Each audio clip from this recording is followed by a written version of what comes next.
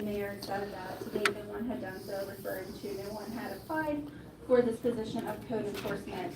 I believe this comment should have been in the minutes. Mr. Carroll moved to approve. At that time, the mayor then said, I guess Ms. Chambers is wanting to make it on record. I was not aware that we had an applicant for this particular position, Board of Code of Enforcement. I have been made aware subsequently that there were some applications I had not seen, so I guess she's wanting to make sure that's clear for whatever reason. So I acknowledge the summation in the minutes is adequate per IRS statutes as explained to me in emails the city clerk and mayor sent to me yesterday. However, we are not an adequate city. We are a phenomenal city. The new mayoral administration's commitment to transparency and integrity is worthy of a verbatim record. The significance of our mayor publicly sharing an area of opportunity in the process of reviewing board applications, then a follow-up conversation with her indicated a dedication to rectify the process, her constant welcoming of all citizens to participate in government, and her commitment to consider all applicants is phenomenal. Our new mayor is commendable and honest. This is just one example of her dedication to a new path forward for the city void of cronyism and with the best individuals serving in important roles. So I ask that we amend these minutes to reflect those verbatim statements that I said earlier.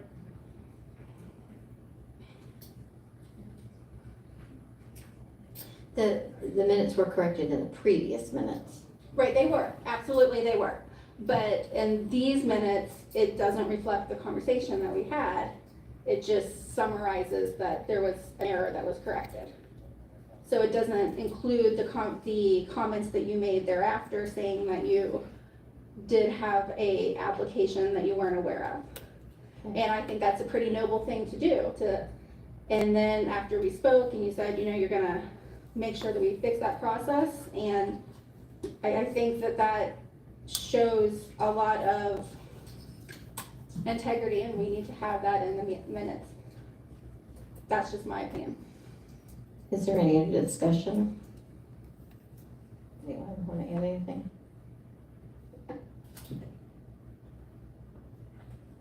Okay. I would like to, I just am not sure that we need to have verbatim minutes for every single meeting we have. I think that's a lot to incorporate into the record. That's just my opinion. I wasn't here for that, so I didn't hear it. So I can't really comment on that aspect of it, but I think verbatim minutes is not, what we have now is considerably more than we've ever had. There's nothing we need to do verbatim minutes. But as far as this motion, So we do have a motion and a second to approve the minutes. Do we have any other discussion? Seeing none, all in favor, if we could do a roll call vote, please. Ms. Chambers? No. Mr. Nguyen? Yes. Ms. Kemper? I'm confused. I mean, are we motioning to pass what is here in this draft? Correct. Okay. It meets all the KRS requirements is required for meeting minutes. You can abstain, you can vote yes, you can vote no. Can I abstain? You can abstain. Is that what you want to do? Yeah. Ms. Wingo? Yes. Mr. Osborne? Yes. Mr. Osborne, can you put your microphone on? Yes, ma'am.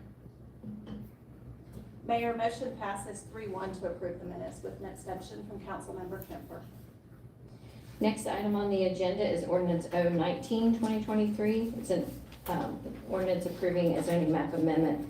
And if we can have Mr. Hunt, are you presenting? Sure, yeah, the second reading, so we went over this in detail Pretty simple concept. It was just, the change of concept was to allow 6 additional single-family townhomes. I don't have my fancy drawings up here today. Went over in detail last week, so if anybody has any questions about that process or what the request is, happy to answer them.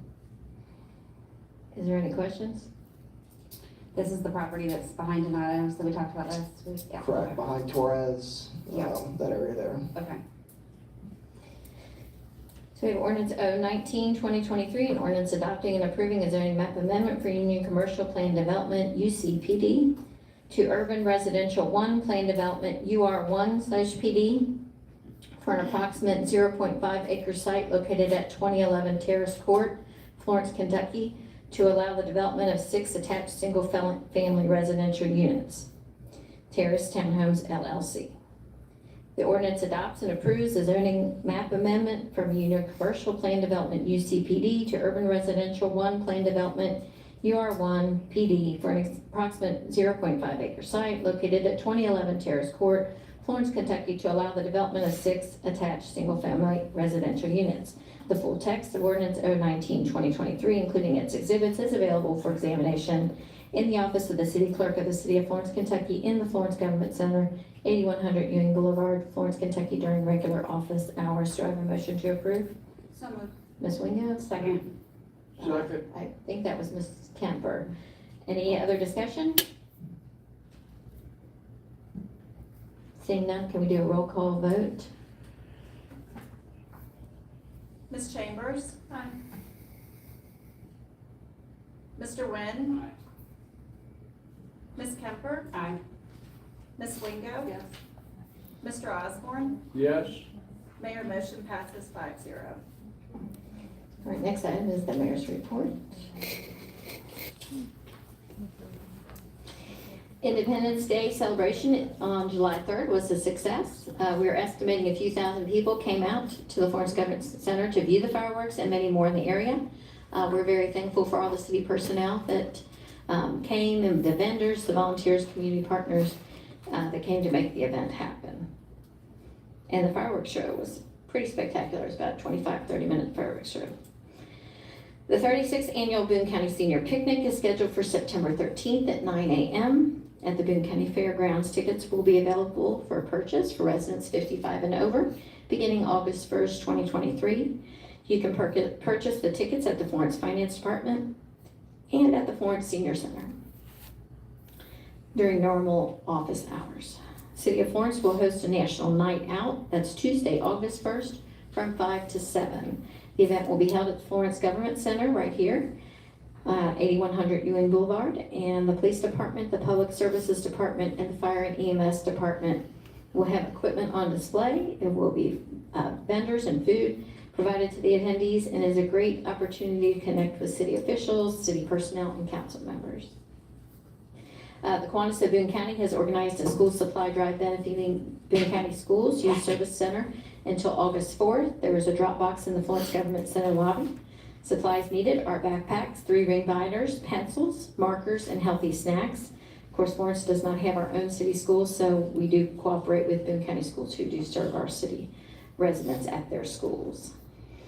Our next summer concert series will be held Friday, August 11th at the Florence Mall, lower level parking area by Macy's Home Store. The concert will feature an opening act by the School of Rock, their house band, and headlining act is London Street. There will be food trucks and beverages available for purchase and activities for kids. All are encouraged to come to the free concert and bring your own lawn chair.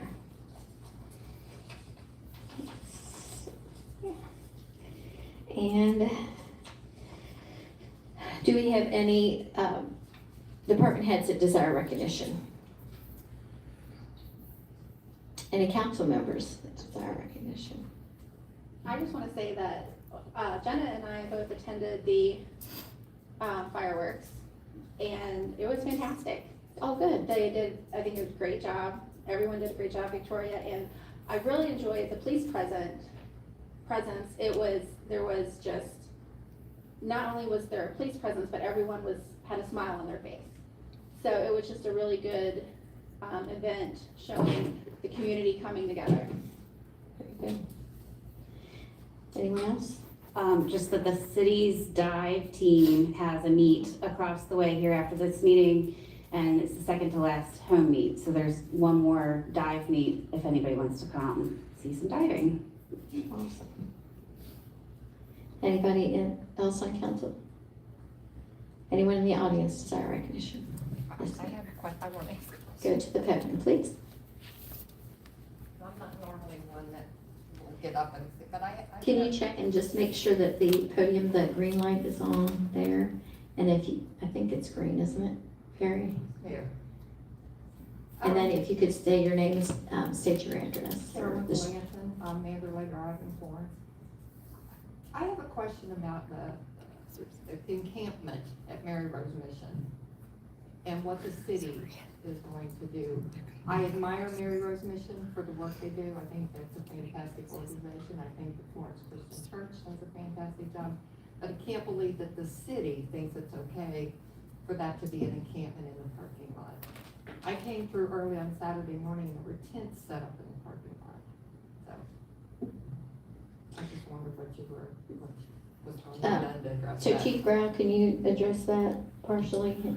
Sure, I mean, that started relatively here this past week, like when you saw it, so we're trying to meet with them, reach out to them. I think that's probably, they own that property, so for us, it's hard legally for us to trespass off of them off of that property because they've given them permission to do that. Now, I'm not saying that's not a code violation issue, and that's what we're looking at right now.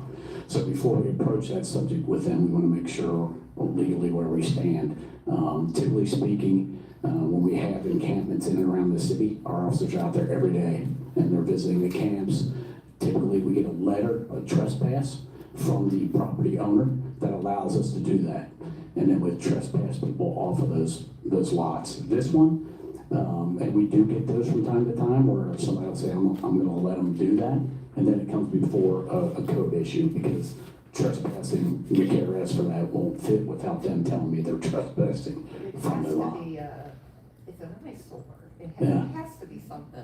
Well, I understand it, we're just trying to make sure legally we're on the right aspect of what it is. And that's probably going to be looking at more of a code board violation. Because, I mean, it started out one car. Well, we know, then we're there there a were lot. four, now there's 10. Yes. And I have a grandson that lives in San Diego, Right. and I have seen what happened. We're clear. I can tell you, we are out there every day enforcing the camps, trying to get them to understand that, I understand what people do. It's good for the homeless that, that we have these. It doesn't afford them more rights though. It doesn't afford them more rights. So there's a balance and we're trying to work on that and we're out there every day doing it.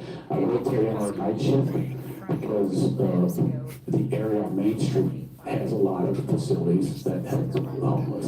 So typically we get a lot of encampments in that area. So we'll, at night, our night shift is now on foot walking there, walking that whole corridor as much as possible. So we are working on that, I assure you that. Thank you. No, you're welcome. Really quick, I had a conversation with Carolyn after the meeting, at the last meeting, and just wanted to encourage, the community. I mean, I don't know if there's some form of, group out there that might want to start like a coalition that would be willing to kind of step up and get involved to try to help, like our new, Human Services Coordinator. yes, yep.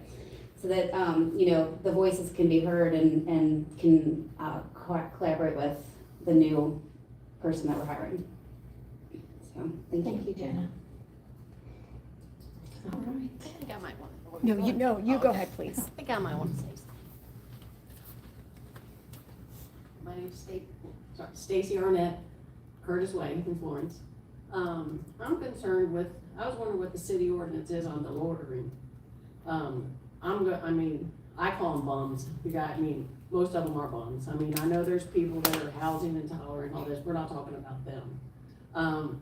You can't hardly go to a car wash anywhere around the Turfway area, McDonald's, without somebody literally coming up to you just wanting something. And if somebody's hungry, I'm gonna feed them. You want food? Let's go. I'll feed you. You're not getting money, because you can tell these are bums. These are not people that are just hitting on hard times. And I was wondering what the city ordinance is on just the loitering, like just sleeping in front of buildings, in the car washes, you know. So I agree and I understand, and I think that's one of the reasons why we really took a long look as a council as to how we wanted to proceed. We do want to work with Boone County because they do have a human services department that's been active for a while, and they are doing a lot of outreach and a lot of efforts with regard to sheltering and long-term solutions for those who want to be housed. And, you know, sometimes people don't, like you said, because they don't want to follow the rules, they want to continue their drug habit or whatever their circumstance is. So we do plan to work closely with Boone County as they develop their sheltering plan. We do realize that sometimes when you have services, then you attract more people to that area. And so specifically in the area that you mentioned, that's where service providers are. And so they don't wander too far from there because they're going to get their meal, they're going to get their shower, they're going to get their clothes washed. So there are some issues with that. And I think it goes back to what Chief Carroll was talking about, doing what we can legally, but we don't want to do anything that's, you know, not within the rights of what we can do. But they're very aware of it. We are very aware of it. Chief, do you have anything that you want to add? Yeah, no, I mean, it's something that we need to resolve, and it's not easy. I can tell you, you can look across the country, and like you said, whoever mentioned somebody living out west, it's not an easy fix.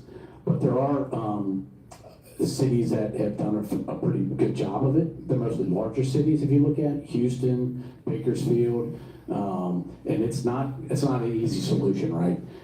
Housing's one. But the market right now, I can tell you right now, you know, I have somebody I know that works in Covington, and they have the same issue, you know. The housing's hot right now, so there's not a lot of people taking on, you know, maybe HUD or Section 8 housing, so housing's one. 2, they have to want to go to housing, right? 3, they have to have, most of them have either mental illness or some sort of dependency issue.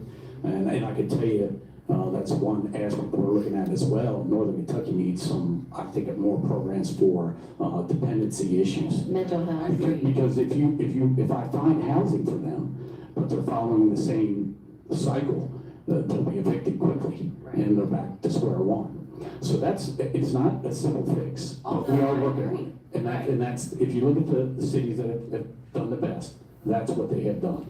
They focused on housing and having social service that are easy available to people, and they can get them in treatment. I mean, we have a drug unit that deals with, obviously, stopping the drugs and narcotics in the area. And we get people all the time that ask for our help to try to get them in rehab. And it's hard even for our officers to call and to try to get somebody in rehab. And that's the problem you have, right? And I can go on forever because I mean, this problem hasn't been there a few days. I mean, we've been dealing with this for a couple of years. You know, you're talking, there's going to be about 20% that you're just not going to be able to help at all. But that doesn't mean you don't try with the rest. But you got to have the support. You got to have the housing. You got to have the availability for them to get help they need, that they can stay in that housing without having issues. And that's kind of what we're trying to work on. So what is the loitering? So the vagrancy issue, those are gone. Those no longer apply on the loitering aspect. When you see people on the lots, the businesses calling that corridor, McDonald's, Taco Bell, we trespass individuals, right?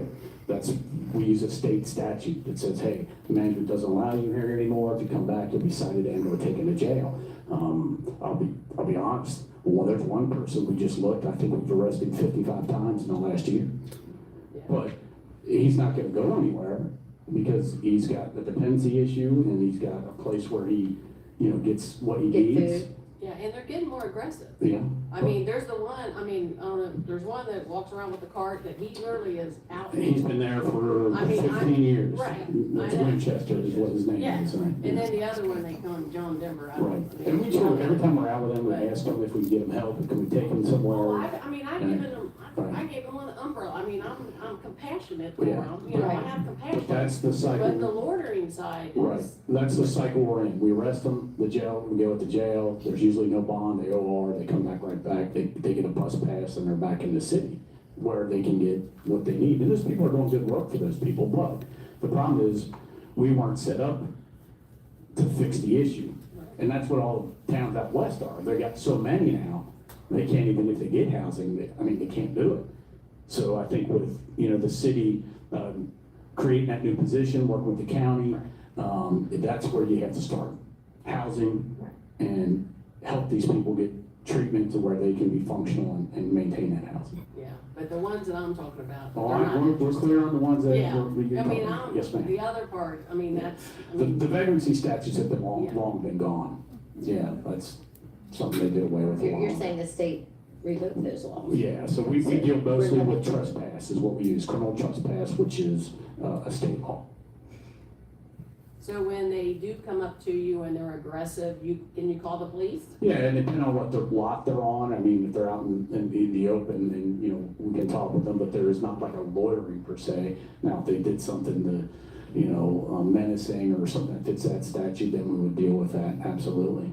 Yeah, because it's a lot of, I'm not painting with a wide brush, but Right. a lot of them get aggressive Yeah, when you but you'd be surprised, there are some Yeah. businesses that say, when you have those issues, we ask them, we can trespass, and they're like, no, then we don't want them trespass, so I can't, they're property owners, I can't force them to do that. Okay, well, I Yeah. just know where I live, right at Turfway and 18. Yes, ma'am. It's awful. Right, and you have the services right there, so most of them don't have cars or means to get Right. around, they're not gonna go, I wouldn't be going far from where, Right. From where they can get a meal Yeah, or a shower. and those people do good work for them, but it's just the process of trying to get, we have a system in place where we can get them help and get them housing. okay, all right, thank you. Thank you. All right, anyone else?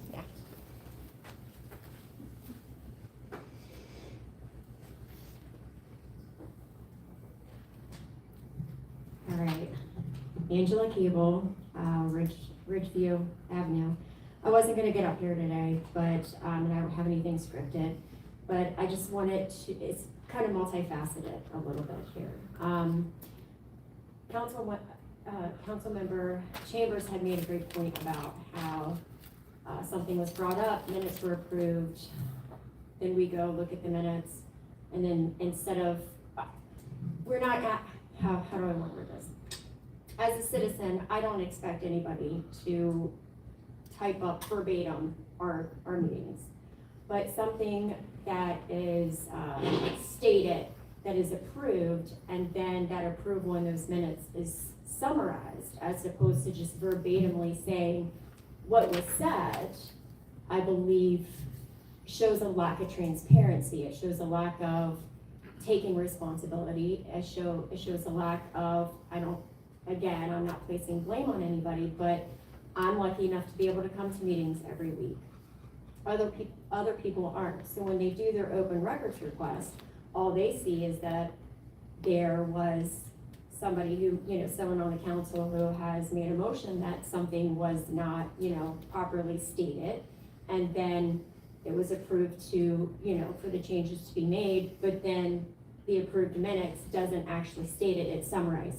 I get it, you're basing it off of your KRS state mandates, but, the city of Florence is one of the best cities in Kentucky. I would just assume that the city would go above and beyond to be transparent with our citizens. So that was my first point. My second point is that I know that renovations are being done upstairs to update your electronics. Once that's made, are these meetings gonna start being live streamed, not just the business meetings, but also the caucus meetings? So as far as the capabilities, they will be taped, and I'm not exactly sure how they will be, what format they'll be posted to the web, but yes, they will be posted to the web. And will they be archived? They would have to be. Okay, well, because I know there's a few places that will, they will live stream it and you'll have to watch it live streamed. You can't actually go back and review them after the fact. I guess that was the question that I had. If you knew if that's how it was going to be. I mean, we can get that answer. I don't know that off the top of my head, but we can get that to you, but I mean, Okay. we would have to archive and Okay, record. and then my third question is, because I cannot find this anywhere online through the KRS guidelines, is record keeping, how long does the city, are they mandated to keep records? So there's a whole schedule, and each department has a different schedule with what's called a records retention schedule. Okay. And it's from the Kentucky Department of Libraries and Archives. And Ms. Kramer can probably explain a little bit more. If you go on the KDLA website, it has the retention schedule for any kind of document that's in the city if it falls under that. And we follow that strategically. And we have a destruction once a year to make sure we're adhering to all of the guidelines. All of the departments, I have guidelines set forth and they're all aware of them. So if you go, it's the Kentucky Department of Library and Archives. Okay. And if you go on there, you're welcome to call and ask them for any questions or send us anything as well. Okay. And And that's all I have. all the department heads have, and their supervisors have all recently went through a training with regard to the retention schedule. Okay, and I just say that because I had requested some information back for 2019 and was told that there was nothing on file, and that's not even 4 years ago. Well, that may be because what you asked for, I don't know what you asked for, but that may be because that's not something that we're required to, record. So there's a as to That's what why I things are. asked, that's why So, I'm asking. yeah. Okay, but I'll leave it at that. I just think that, you know, as one of the best cities of our state, I think that transparency, I know that you did your State of the Union and your promise to the city, so me as a resident, I'm gonna hold you to it, so. Well, I think you're confusing verbatim minutes with transparency. I think that might be a discrepancy that maybe we can actually, you know, have our clerk go over with you what the requirements are. But I think there's, yeah, I think you're equating, verbatim is transparent, and that's not necessarily the case, so. But thank you for your comments. I guess the point I'm trying to make is just the situation that just unfolded this afternoon at the start of it just shows the lack of transparency, is the point I was trying to make. I know the difference between transparency and verbatim. I'm not saying that I don't know the difference, I'm just saying that when things aren't listed, or things seem to be hidden, shows a lack of transparency. That has nothing to do with It just raises verbatim. questions. That's just the point I'm gonna make. I don't wanna argue. I'm not arguing with you about it. I'm just saying Thank you for your that. comments. Thank you. Is there anyone else? Can I have a motion to adjourn? Ms. Wingo, Mr. Wynn? Second. Ms. Wingo? All in favor? Any opposed? Motion carries. Yeah, I know it's hard to think things out there, but like, look at you.